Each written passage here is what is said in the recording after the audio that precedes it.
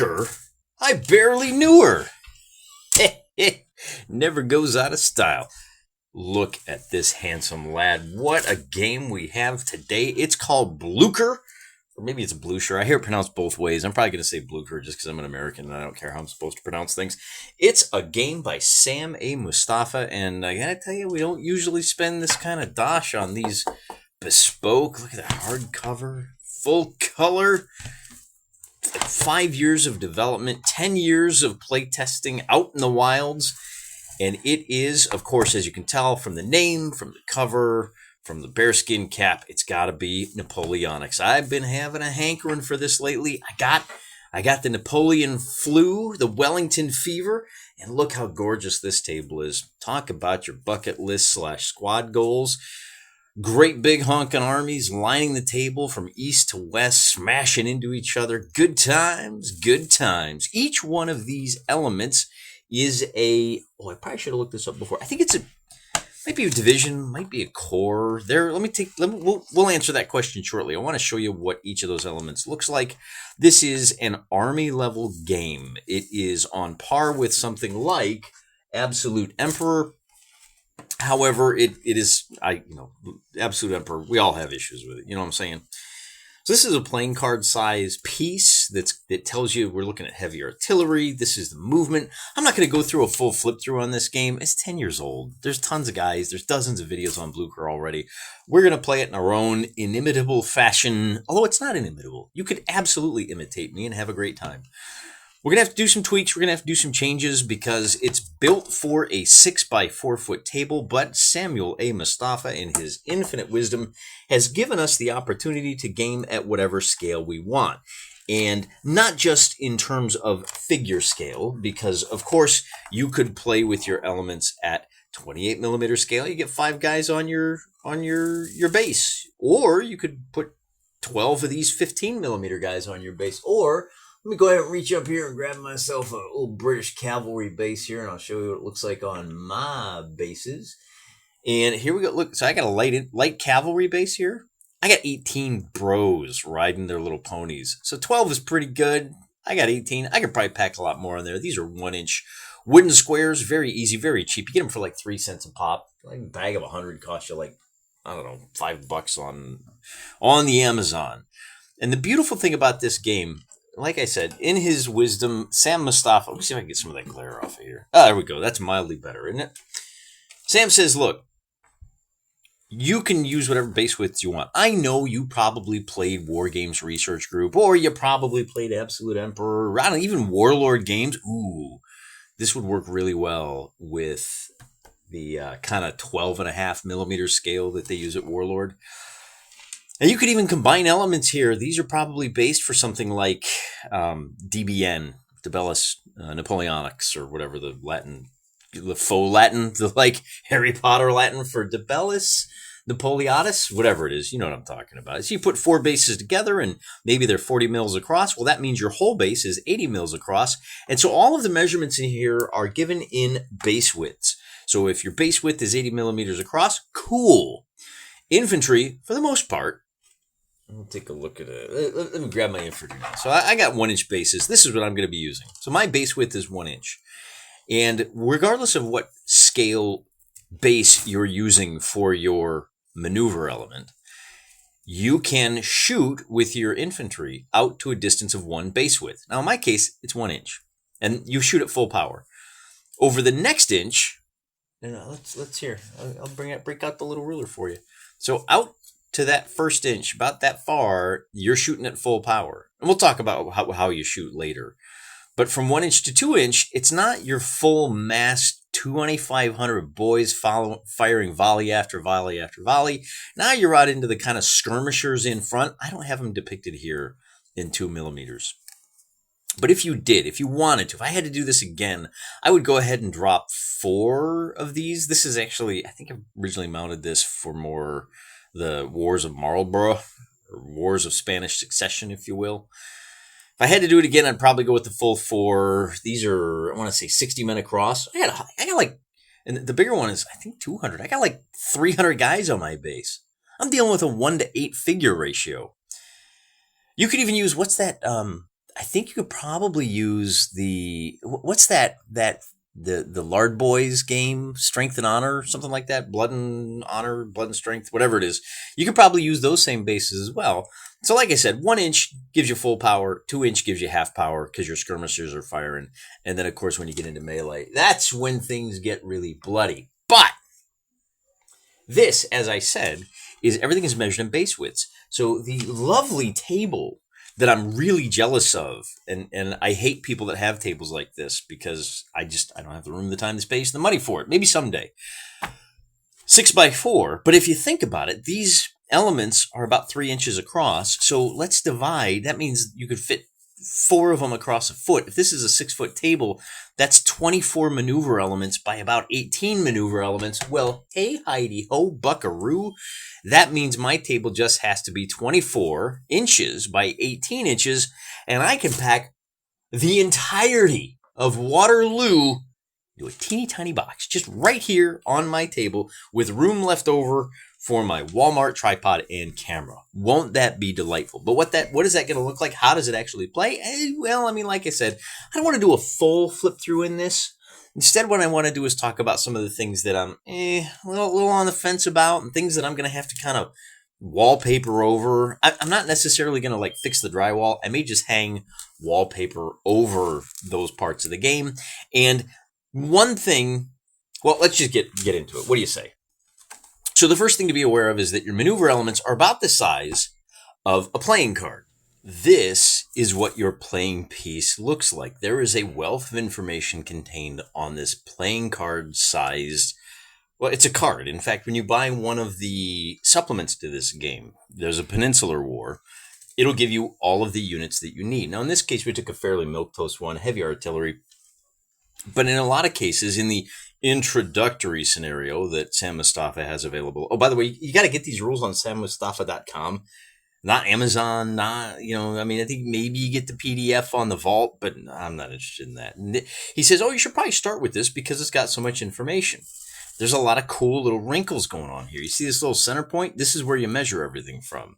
When your unit wants to move, you take that center point of the front of the base and you pivot around that. Now, normally, when you pivot, you'll pivot on center. But in this game, it's important to understand that if I was to pivot 90 degrees, I have to swing 90 degrees like that. And that's important because if I have an enemy unit next door over here, I can't make that pivot. I'm going to run into the enemy, or maybe even a friendly unit. Although, to be fair, you can pass through friendly units so long as you end your turn off of them. So I could swing 90 and then march off my... Well, in this case, heavy artillery can move 2 inches or 1 inch through, I said inches, right? I meant base widths. They can move 2 base widths, which is 1 inch in my case, in open territory. So for me, it's going to be easy because there's 1 base width and there's 2. All my units are square. If they were rectangular, like they're probably supposed to be, then it might be a little more awkward. But I don't know. And I don't know, maybe you could put 2 of these next to each other to get that nice rectangle, but I'm not going to do that. Point being, this is great for a lot of reasons, one of which is you can flip it over. And on the other side of this card, this is a page, but if it was one of the cards, the other side would have a French emblem on it. A lot of fog of war in this game. There's fog of war even in the activation system, which is pretty cool, but it's really going to be a pain in the neck for us as solo wargamers. We'll cross that bridge later in the video. For now, wow, my hands are really bad today. I'm bleeding all over the place. Look at that. I got super glue. I am just a hot mess, man. I better take care of this. The wife's not going to let me touch her tonight, and it's kind of gross. Sorry about that, fellas. All right, I got it cleaned up. See the frontal arc? This shows you the 45 degrees that you can fire, which is kind of important for artillery. And then this is how much ammo you've got. So the first time, I can only fire this artillery unit 1, 2, 3, 4, 5, 6 times. And I roll 5 dice on the first one, and then 4, and then 4, and then 3, and then 2, and then 2. So every time I fire, I got to cross one of these off. And when I fire 6 times, they retire. I'm out of here, unless you have a power-up ability that lets you resupply these guys mid-game. But you need to spend some serious points, some army builder points on a commander that'll let you do that. So what I don't like about this, and I see this all over the place when I do my research online, is that the kind of preferred method for basing your figures, and it doesn't show up here. One of the reasons I like this, no table clutter. But most of the guys that play this game online, they will actually have a strip along the back of the unit. I don't know if there's a picture here. But if you can imagine, they actually put the figures. So here's our chart for the infantry. They'll put the infantry. If I have, maybe I put like a bunch of these guys, but they leave the strip on the back so that you go, and it has little identifying information. So this is the first young guard, and this is the officer Chartrand, and then all the little special power ups. So these guys are really good on defense. The sword there means they're really good on attack, and then the little guy here, that means they use it's called skirmisher. So when they fire their muskets, they use all of the dice, even out to base widths, like we talked about. But I don't like the visual of this information on and kind of distracting from the clean tabletop.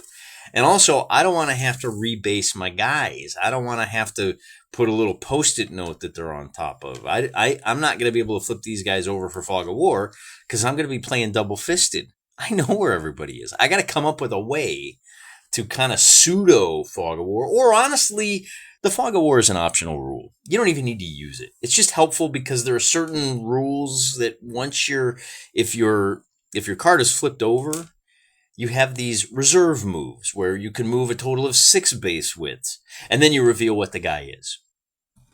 However, if you look at this, so here we go, our young guard moved 2 inches. Like the cavalry, of course, are going to be a lot faster. Cavalry are going to be 4-2, so they can move 4 inches. Infantry 2. Horse artillery are a little bit quicker. Duh. And then you even have the option for doing some attached artillery. I don't know how I'm going to do that with my little 1-inch bases. So I'm going to need to come up with some way to mark my bases to figure out how. Now, this down here is another really important concept. This is elan, and elan is a measure of a couple of things. You can think of it as hit points, though. Most of our units are going to have 6 hit points, and that's the number of dice that you roll. Your current elan is the number of dice you roll in melee, subject to the usual modifiers, of course. If you have the right leader nearby, you'll get to roll an extra die. If you are in difficult going, you might get 1 less die. And of course, if you're defending a town, if you're in a town and you've garrisoned it, your defensive die, this means I get to roll 1 extra one. So normally in combat, I'd roll 7, but since I got charged and I'm defending, I get to roll 8. But I'm also in a village, so that means I get to roll 10 dice. And we're looking for successes on melees. You succeed on, the defenders succeed on a 4-up.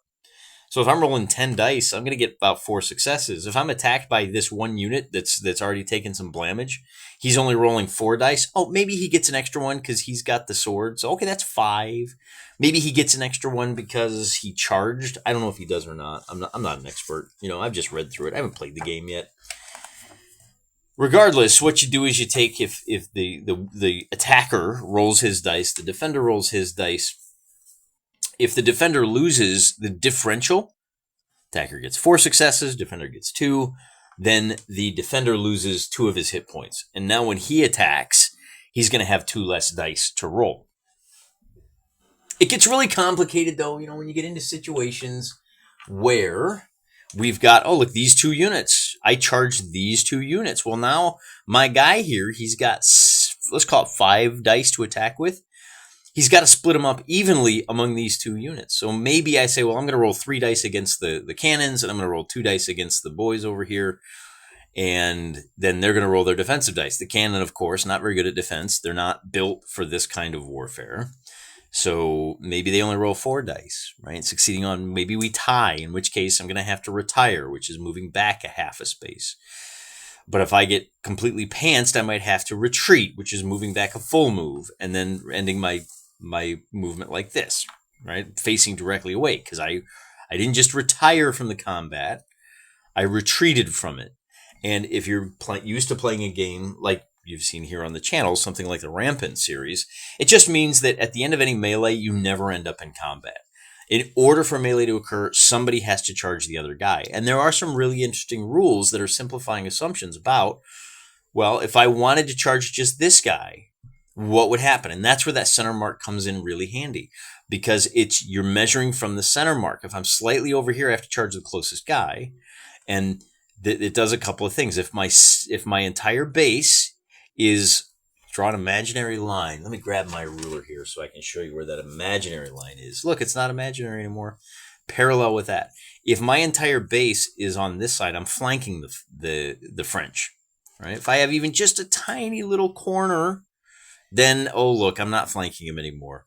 And anyway, I have to charge from my center point. So that straight line to the unit, I could pivot like this, but that straight line is going to hit the front edge of the French. Whereas if I'm over here, when I do my little pivot and then charge in, now I'm actually hitting the flank, right? Because most of it's pretty self-explanatory stuff. And that's where we get into the writing style that Sam Mustafa brings to the party. It's interesting. It's rather engaging, and the rule set, it's brother, it ain't no Osprey game, I can tell you that right now. You can tell it went through some serious technical editing. But there are times where he talks about things in a way that it just drives me a little batty, to be honest with you. When it comes to that melee process that we went through, oh, by the way, shooting, you just roll that many dice, and then for every 6, you're doing a point of damage to the other guy. So in melee, your successes are on 4s. In shooting, your successes are on 6s, right? So shooting damage, not quite as effective, although there's no chance that you're going to get shot back. Because, a little fun fact here for the game, 30 turns, brother. And this is where I have to kind of step back and talk about things from a little bit more of a meta perspective, because there's 30 turns in this game. And he includes a little chart somewhere here. Look at that. But it's not really 30 turns in the traditional sense of things, and this is where we get into that. This is a little weird. I take a turn, and I'm the active player, and you're passive. And now you take a turn, and you're the active player. Now, most games would call that turn number 1 and say the game lasts 15 turns. I think the key thing that I need to convey to you here is the game is really functionally, you have 15 opportunities to do what you need to do. 15. So the fact that your artillery can only fire 6 shots, that might have put some of you off, but bear in mind, you're looking at 3 or 4 turns just to get into the position where the shots are even going to be effective, right? So, those 6 shots, you're going to go through them pretty quick, but you're going to be able to hold off on them for a while. 9 turns without shooting may not be as bad as you think. The other thing to be aware of, and so that's one of the little quirks of the game that I found a little bit of a head scratcher until I read through the whole rules. Let's circle back to that melee thing, because he's very, very precise. And it's one of these games that he's very gentle, right? He's got one hand on your forearm. Hey, let me gently walk you through what the process is going to be. And don't worry about the specifics. We'll deal with that later, right? So detailed rules for things like national differences, many traits in different use, that's in the advanced game. Just worry about the basic game. And just worry about, look, you're going to do, here's what you're going to do. Very, very simple, very gentle. And I found myself in a lot of cases going, bro, can you just tell me, just give me the basics, man. If you're not going to walk me through the entire detailed process. When it comes to the game, for example, when it comes to these little special abilities, right? He says, oh, here's what the little icons mean on your card. He says, so if you see this thing, your mobile artillery. Oh, it allows them to move and fire in the same turn. Okay, well, that was pretty self-explanatory. Bad example. This unit receives a bonus when firing at long range. This unit has better than average ability to dominate opponent's skirmish lines and thus to confuse, demoralize. What are you talking about? Why aren't you just telling me skirmish units fire at full power over the full range of over the full 2 base widths? In order to find out exactly what this means, you have to go to that section of the rules. So it's a little gentle introduction. And I guess maybe once I start playing the game, like I said, 5 years of development, he probably knows what he's doing. But as you read through the rules, that's a little wonky.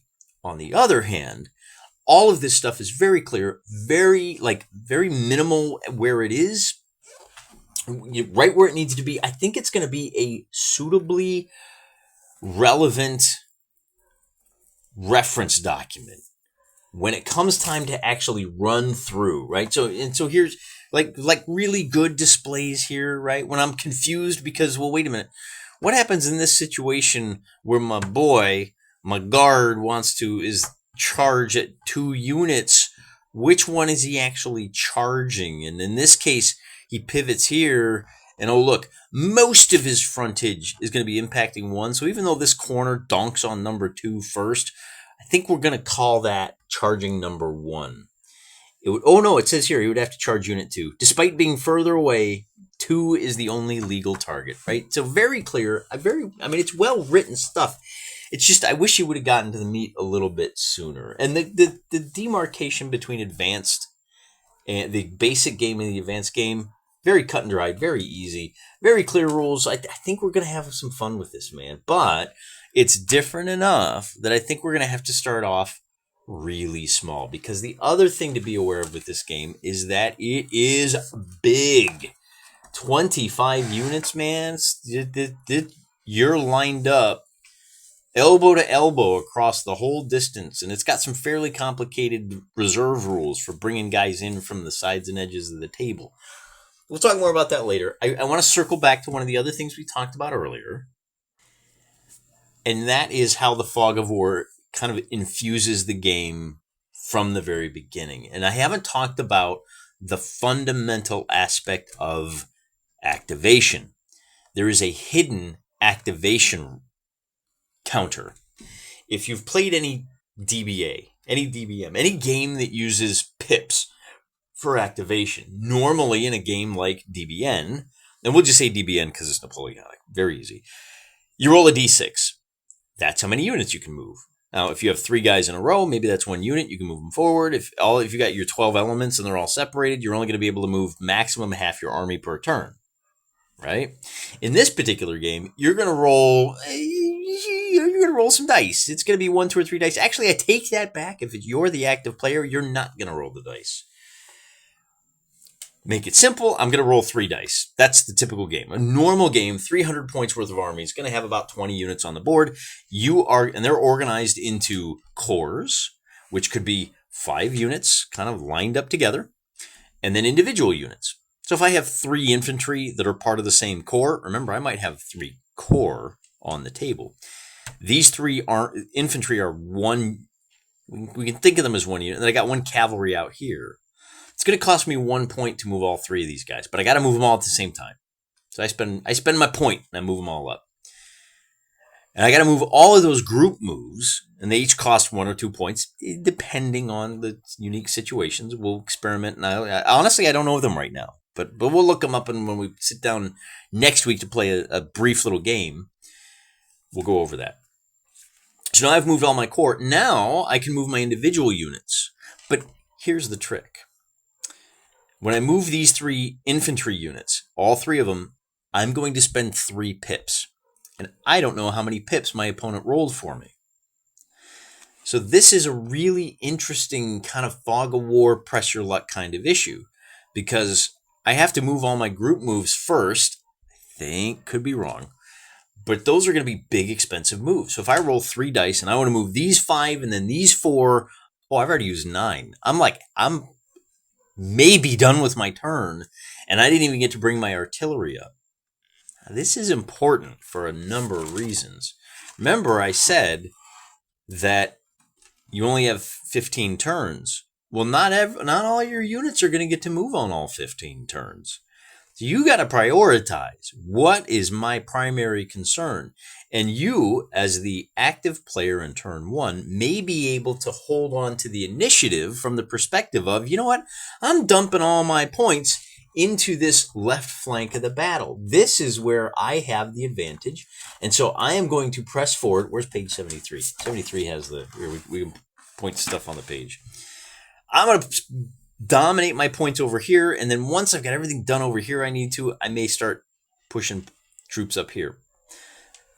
That might force my opponent to dump more points over here. He was really hoping to come over here, but he's gotta match me move for move.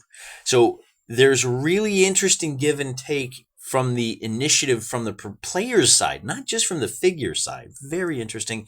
And there's also that uncertainty that I better do the stuff I really want to do first. And that means the big moves, because I never know when I'm going to run out of pips. And they call it momentum here. Okay, fine. We're going to use the term momentum from here on out. Question for the audience. How am I, as a double-fisted solo player, supposed to incorporate that uncertainty? And how am I going to get the true Blucher experience? And the answer is simple. I told you this game is 10 years old. Do you remember 10 years ago when the internet was a great place? When people were fans of a system, were like, hey, let me make a tool that just kind of helps you.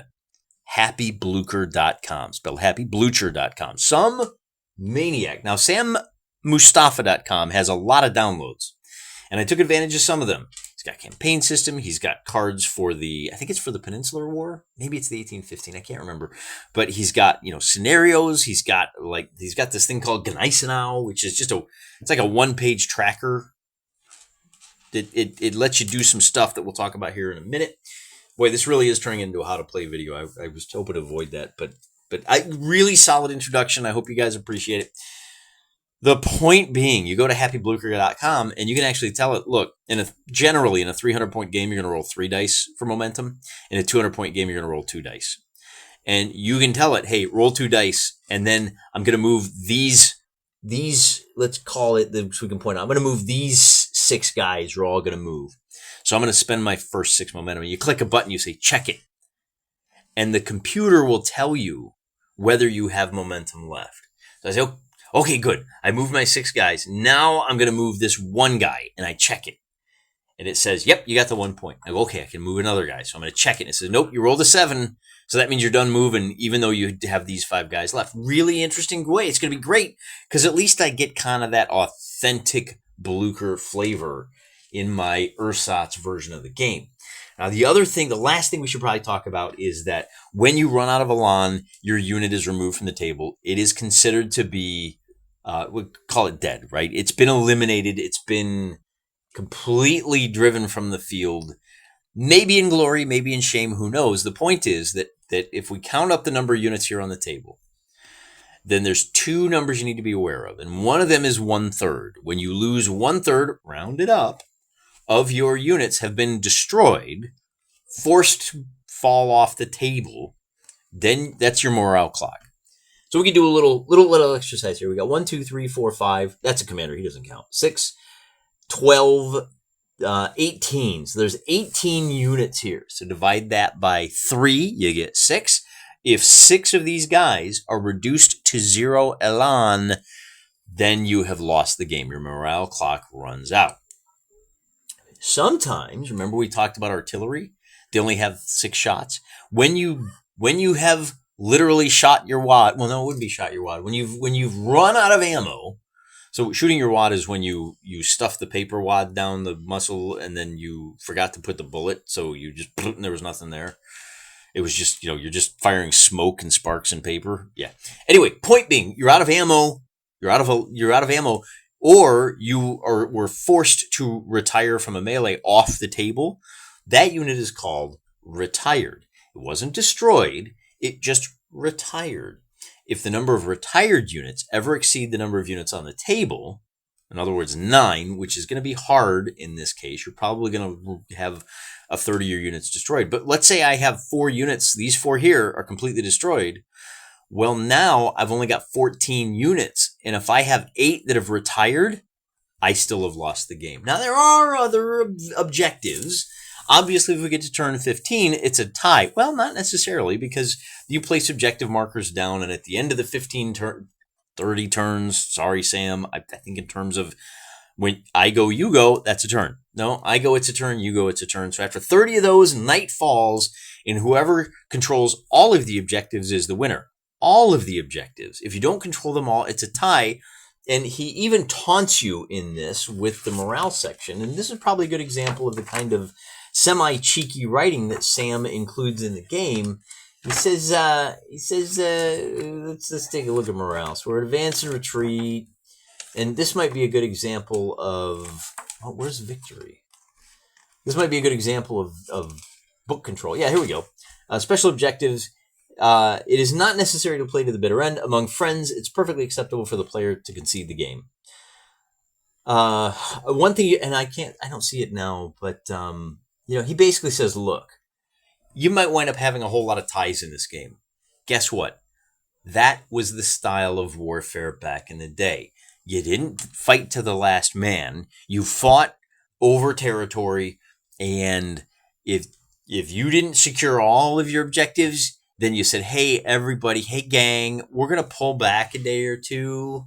We're going to talk about this a little more, and then we'll go back into round 2 later. Or we're not ready for round 2, and I know there's other friends coming to the party. I'm going to wait for them to show up before we do this again. The point being that tie battles were, or I shouldn't say tie battles. I should say battles that were fought to no real significant lasting effect were fairly common in the day, and they may be fairly common in this game. And that's okay. That's okay. That happens sometimes. So now we come to the real big question: is this game is big, right? At the end of the day, Blucher is written and designed for a gaming group. Now, 1v1, 6x4 foot table. But because we have multiple cores on the table, you can jam 6 guys around the table. This is a much more sedate style of wargaming than we typically do here on the channel.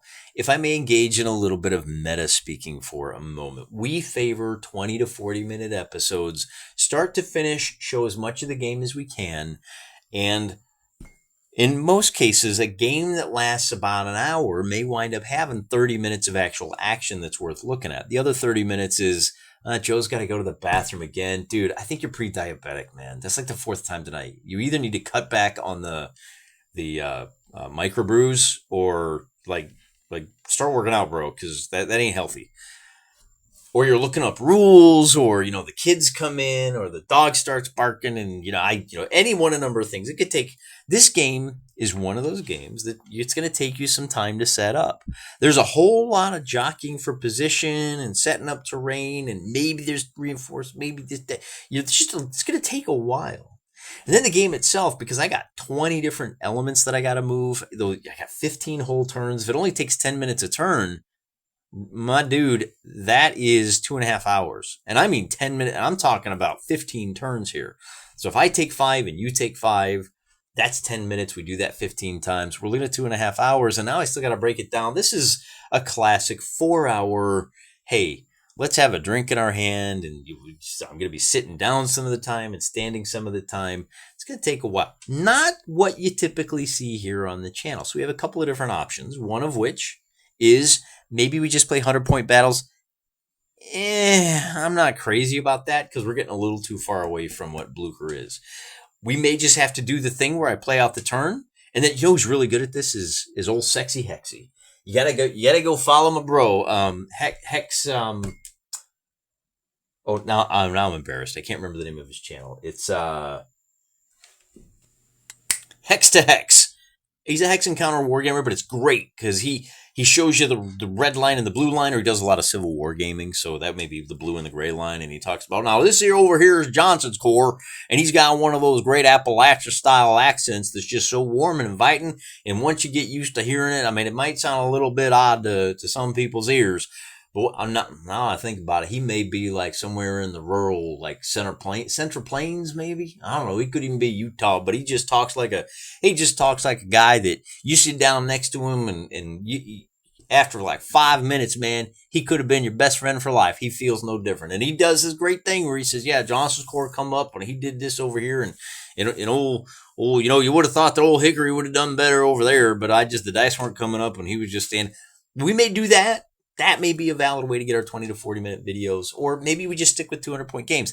I can't tell you just yet. What I can tell you, because I haven't played the game, I don't have the experience to be able to justify that. But what I can tell you is, I think what we're going to do is we're going to start off with a very simple scenario. Next week, I am going to break out The old, much lamented for the, considered a near miss. I like it. It's a nice little puzzle game.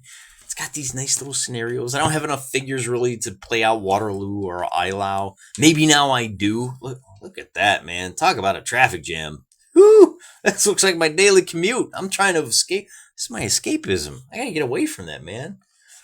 The H1 right here, brother. It's yuck. Okay. But for getting the basics of our game down, I think this is a really good scenario. I really like this as an intro. This is Bumville 3, by the way, for those of you following along at home. Really good basic scenario where you've got these guys in a town that have to take this hill. And there's a grand battery on top. So the French have a couple of units of cavalry, a couple of units of infantry, and then 3 big cannons. Whereas the British have 3 units of pretty good infantry, a couple of stiffs, 1 cannon, and then 1 little bit of cavalry. And it's a little tight, it's a little small. So we really only have, what is this, 5v7? Wait a minute. Do I get that right? It's been a while since I played this. What is and of course they talk about whether those units are really good or very bad, and we can finagle that a little bit.